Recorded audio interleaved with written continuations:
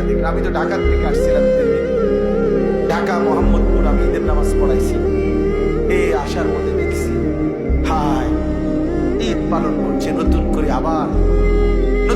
আবারও গান বাদ্য ঢোল তবলা, একেবারে পহেলা বৈশাখের মঙ্গল শোভাযাত্রার মতো সম্পূর্ণ মুশরিকের সংস্কৃতিকে ইসলামের এই পবিত্র ঈদের মধ্যে চালায়া দেওয়ার নতুন ষড়যন্ত্র আবার এবার শুরু করা হয়েছে।